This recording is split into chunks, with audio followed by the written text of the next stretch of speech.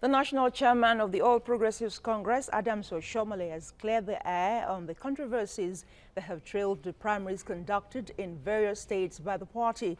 Correspondent Abida Lawal has a report. There have been several calls for the removal of Oshiomhole as the party chairman following the crisis that trailed the APC primaries across the country.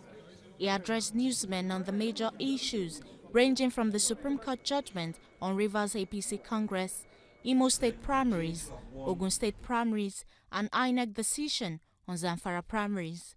On the Supreme Court judgment on Rivers, he says the party will follow the rule of law, call all stakeholders involved, and conduct a fresh Congress. On the Ogun State primaries, Oshiomhole said majority of party executives in the state kicked against the consensus mode introduced by Governor Ibikunle Amosu and opted for direct primaries, which produced Dapo Abiodun as the party's candidate. Those congresses did not meet the requirement of the law, and therefore they are not valid.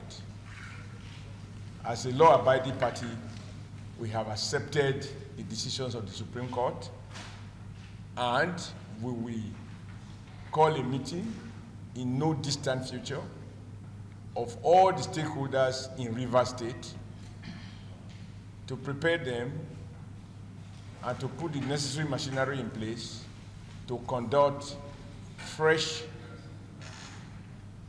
world congresses across all the wards in Rivers State. People of Ogun State who were in that meeting instantly rejected the decision, the unilateral imposition by Governor Amosu. And they took advantage of the fact that they are aware that we are in a democracy. They all have copies of the APC constitution. Nothing in that constitution empowers a governor to decree who will be the next governor or decree who will be the next senator in the manner with which Amosu did it. And so they all in unison rejected Amosu's one-man imposition. Governor Amosu, unable to recognize that in a democracy, it's a game of numbers, not a game of power.